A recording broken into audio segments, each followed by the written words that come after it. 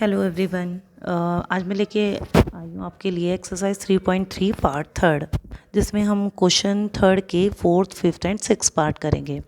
Okay students, our fourth part is the taxi charges in a city consist of a fix charges together with the charger for the distance covered. For a distance of 10 km, the charge paid is rupees 105, and for a journey of 15 km, the charge paid is rupees 155. What are the fixed charges and the charges per kilometer?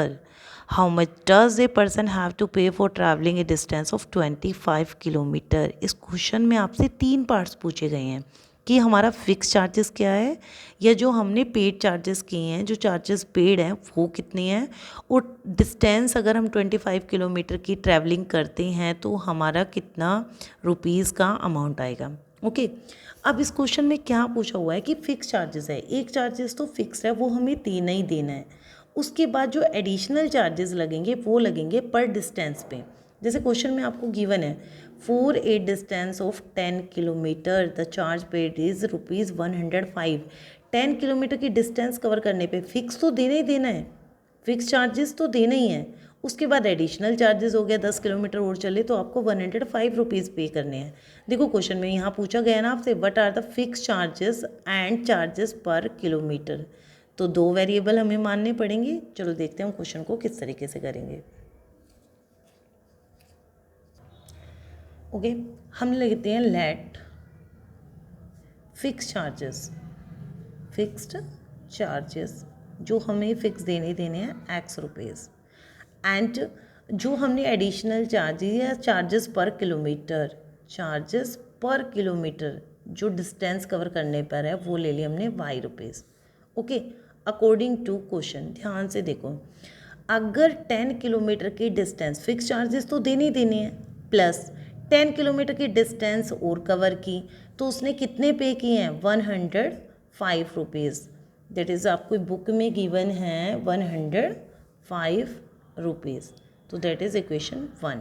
Next part में आपसे क्या था, fix charges तो देने देनी है, उसके बाद आपसे बोला था पर the distance journey of 15 kilometre, 15 kilometre additional charges, charges per kilometre कितना टोटल अमाउंट था 155 रुपीज़। ये आपके बन गई दोनों इक्वेशन। अब आपको सोल्व करना है by substitution method.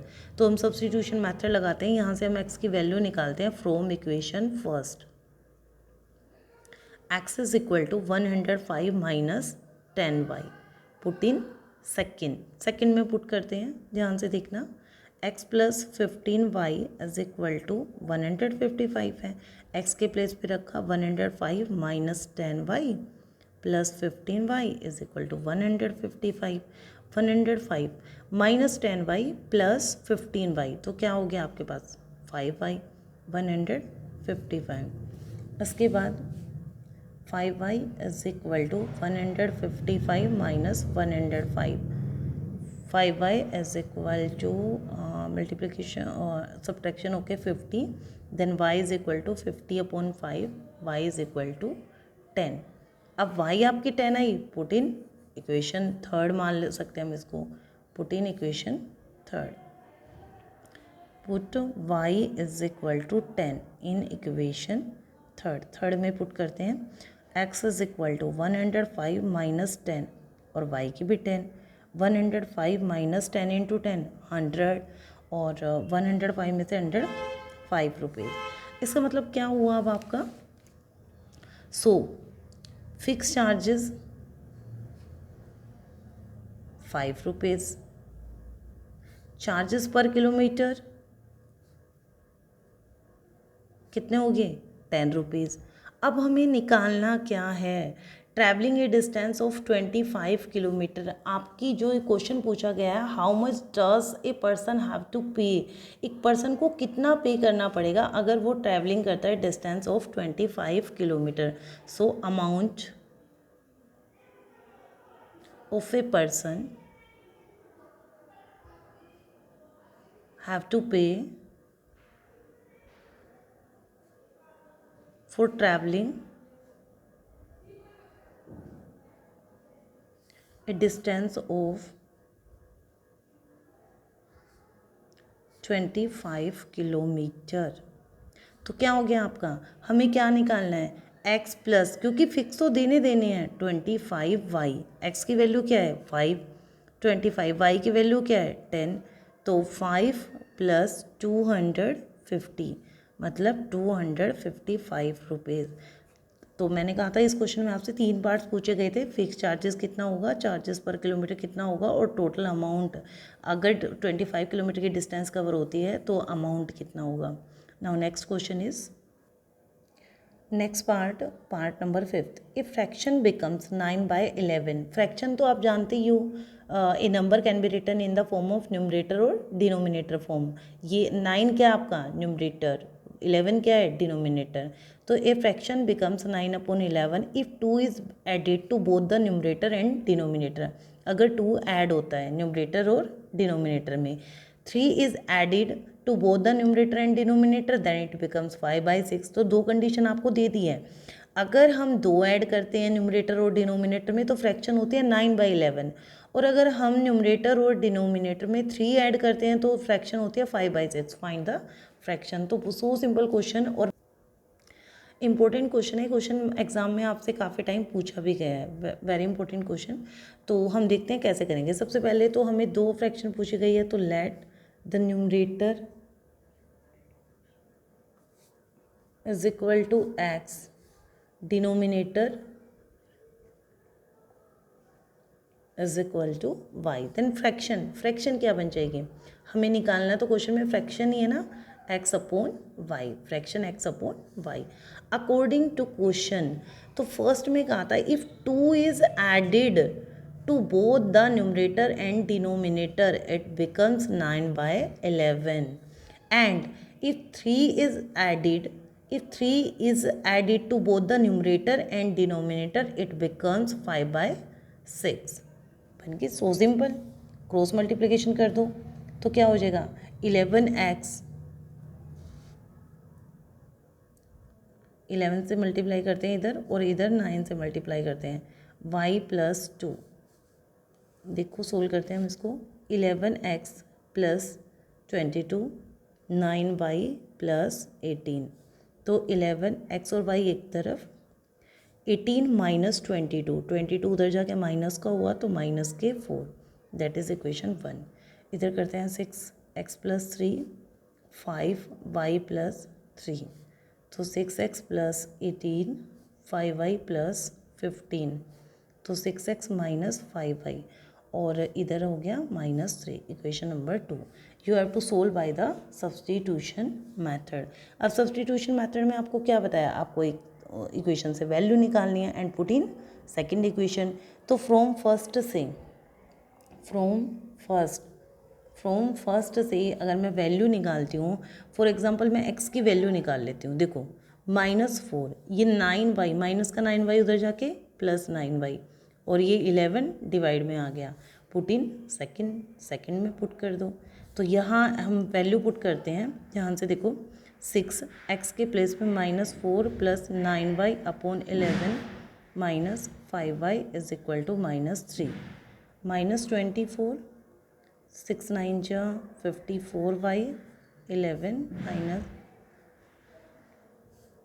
-24 plus 54y minus, हम 11 का एलसीएम लेते हैं तो ये हो जाएगा 55y इज इक्वल टू -3, -24 और प्लस 54y माइनस 55 तो -y, 11 की मल्टीप्लाई -3 से करेंगे -33, क्या हो जाएगा आपके पास -y, -33 plus 24, -y is equal to -9, cancel हो गया, y इज इक्वल टू 9।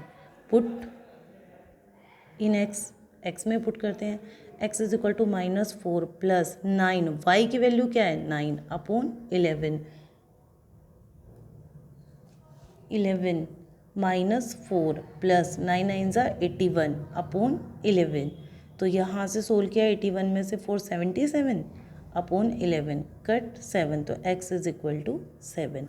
तो यहाँ से फ्रैक्शन क्या बन गई, आपसे क्वेश्चन तो फ्रैक्शन पूछा गया था ना, fraction is numerator upon denominator, तो answer is 7/9।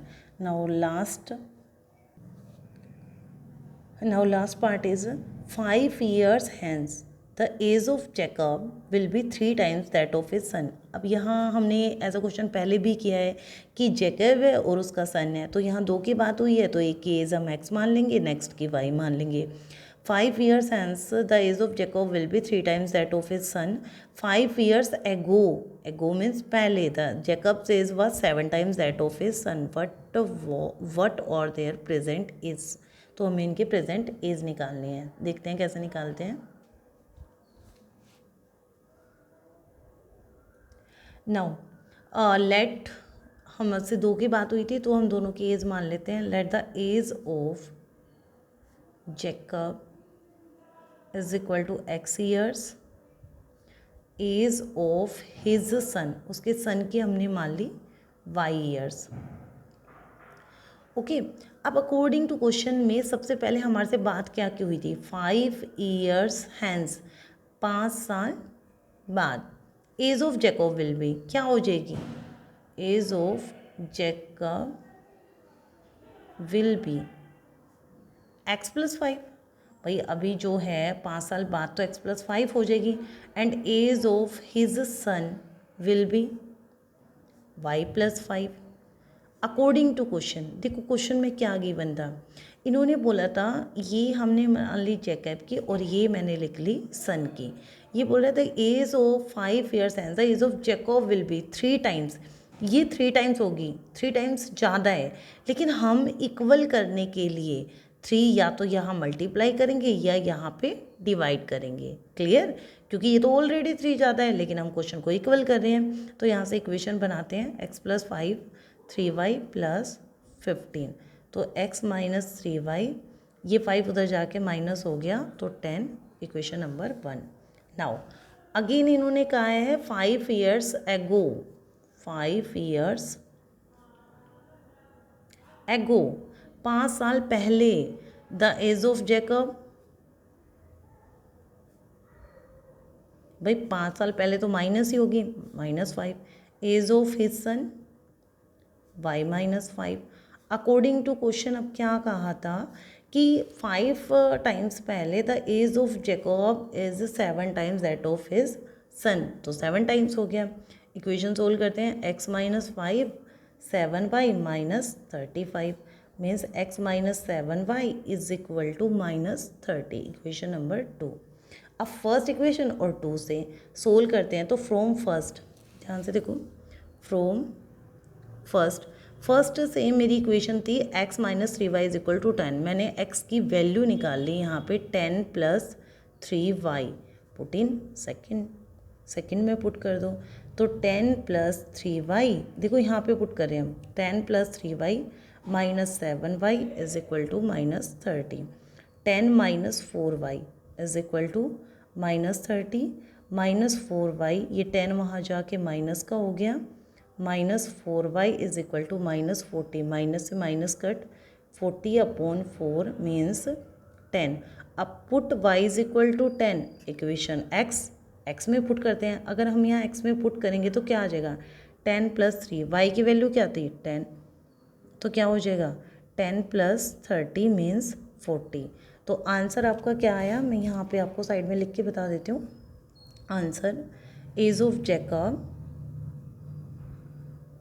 is equal to 40 years and age of his son 10 years.